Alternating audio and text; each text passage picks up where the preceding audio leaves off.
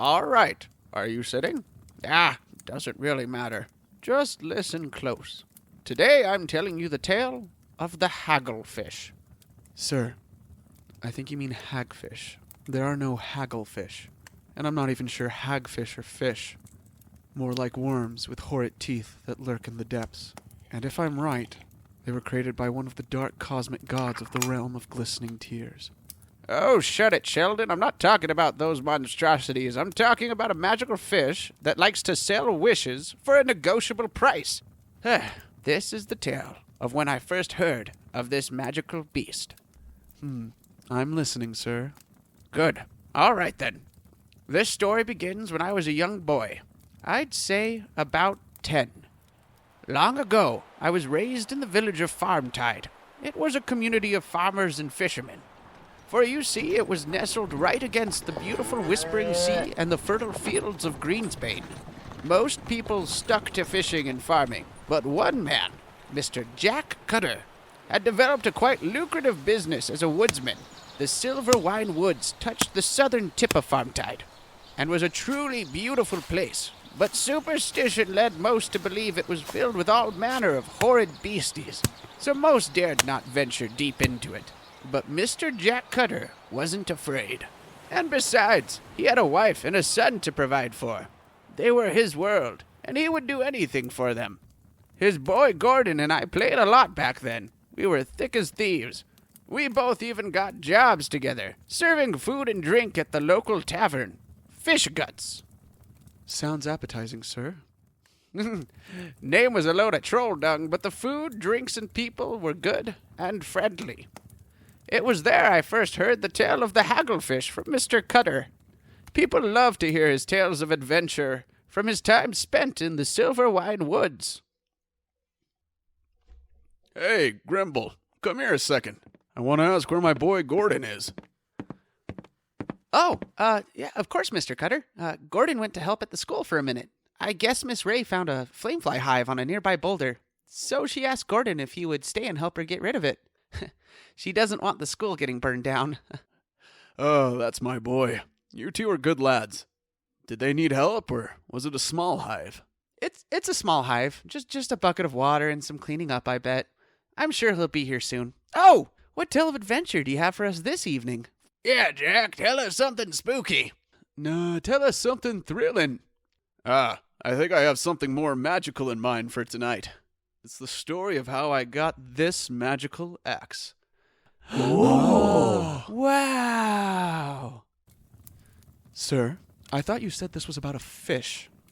Patience, Sheldon, geez. Just listen. A few days ago, I was walking through the forest, cart in tow, making my way back to Farmtide. I had just broken my axe handle, split it clean in two, and I barely had an eighth of a cartload. What was I to do? I needed the wood badly. I had several orders to fill, and I was stressed over this problem. So stressed, I began to mutter to myself. A bit of a bad habit. Luckily, all that muttering must have reached the ears of the 8 gods of gifts, for a miracle happened. I was pulled from the forest path by some unknown force. Everything went white, and the sound of splashing water filled my ears. As my vision came to, I found myself in a large clearing I had never seen before in all my years of exploring the silver wine woods. The air was perfectly still. No breeze, no chirping of birds. The grass of the clearing was all the same length, and very short. I began to walk around the clearing's edge to find a way out, but the trees were thick and healthy. A wall of bark. Once I returned to my cart, a sudden realization hit me. The clearing I stood in was a perfect circle. That's the purest form of magic. Yes, Grimble. At least that's what royal wizards say, and I tend to trust the royal wizards of the capital. I stood there, not sure what to do, when all of a sudden the sound of splashing filled my ears once again. I hadn't seen it before, but like a pupil in a giant green eye, a pool of pure blue water sat in the center of the clearing. And from the water leapt a bright yellow fish with purple fins and eyes the color of a gray and stormy day. I thought to myself, what a beautiful fish. and I found myself wanting to not catch it or harm it, but to speak with it. What an odd thing to do, speak to a fish. I thought, why would I speak to a fish? Well, because it wanted to speak to me. Hi, over here. Yes, you. I see you. The man with the bushy brown beard. And what is that? An axe? Well, at least half of one. Ooh, is that why you're here? Are you talking to me? I was trying to. Don't you have something you want? What do you mean? Oh my. Let's start with introductions first. How about that? You are? Jack Cutter. Well, Mr. Cutter, I am the Hagglefish, given that name by my creator for the sole purpose of haggling. And what do I haggle? I haggle the cost of my wishes. Wishes? Yes, wishes. I'm no genie.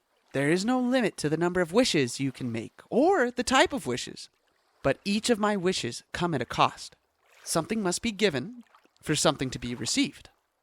I've given men and women kingdoms, warriors magic swords. The sick have been healed. The hungry have had their bellies filled. I even once turned a dog into an elf. Rather proud of that one. The one thing they all had in common is they needed something. And people tend not to find my home unless there's something they need. What do you need, Mr. Cutter? You'll give me anything I want? Anything?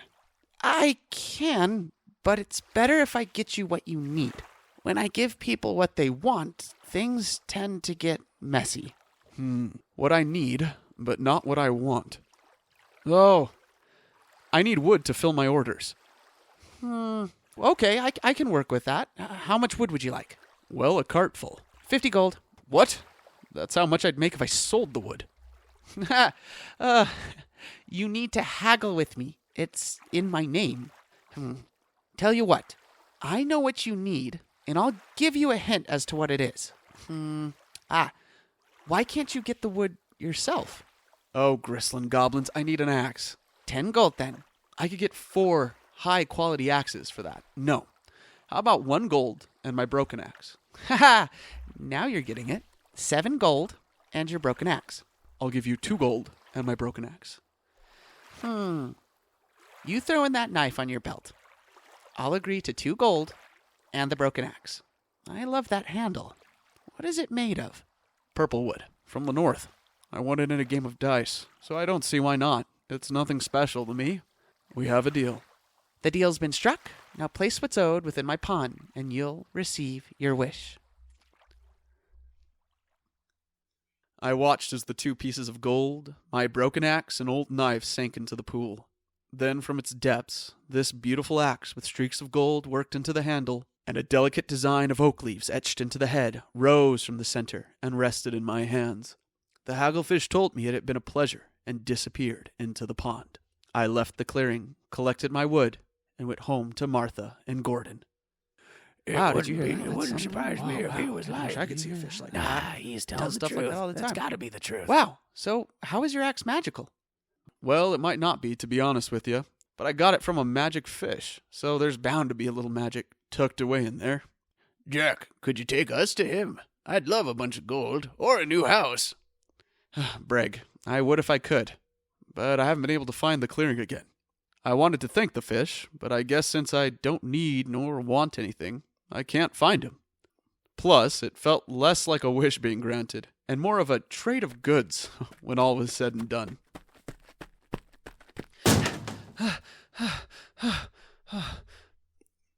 Miss Ray, what are you doing here? Mr. Cutter, come quick. It's your boy.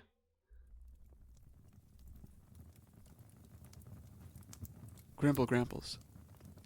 Grimble Grambles. Yes, Sheldon. Why did you stop? That's the end of the story of the Hagglefish. Well, mostly. Sir, what happened to the boy? Gordon.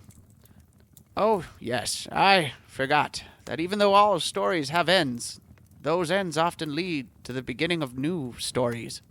And this new story, well... Sir? Gordon was helping Miss Ray get rid of the flamefly hive.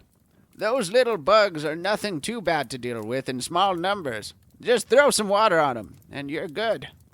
Turned out, though, the hive was bigger than they realized. The little bugs chased Gordon into the school and kept attacking the building. Miss Ray ran to get help, and people came with buckets of water to put out the flames and the fire. But it was too late. The fire was so intense, stoked on by the hundreds of flame flies, all that was left of the school building was ash. They never found the body. But Mr. Cutter did find Gordon. How does that work? Mr. Cutter went missing for about a week after the incident. But when he came back, he came from the Silverwine Forest, and Gordon was at his side. Are you saying the Hagglefish brought him back? I thought raising the dead and necromancy was illegal in Dander, by order of the High Royals and the 8 gods of gifts themselves. Yes, it is.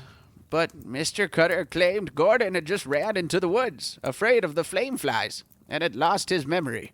Gordon said the last thing he remembered was feeling intense heat, then waking up in his father's arms. No one argued, of course. No physical body was found in the remains of the school, so it was a reasonable story that would hold up. But everyone that heard Jack Cutter's tale knew it was the work of the Hagglefish. Well, I guess that's a happy ending for your first story, eh, sir? That all depends. Sheldon, remember, the Hagglefish gives nothing for free. It haggles with the wisher over the price they must pay to have their wish fulfilled. So that begs the question, what was the price for dear Gordon and his soul? What did Mr. Cutter pay? Oh, no. What was it? Oh, no, indeed. I do know the answer, but I didn't learn it until many years later. I met the Hagglefish when I was a grown man and fledgling wizard, but I think that's a story for next time. My bones are cold, and I'm tired. Ready for a nap, I think. Thank you all for visiting and listening. I do hope you enjoyed. Good night.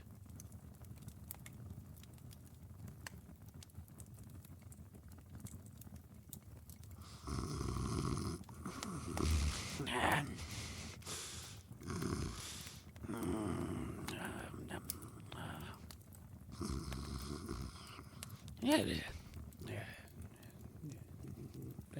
Hagglefish.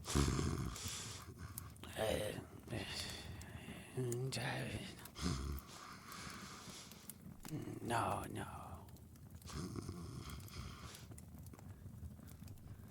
Oh, Grimble Grambles. Oh, Grimble Grambles.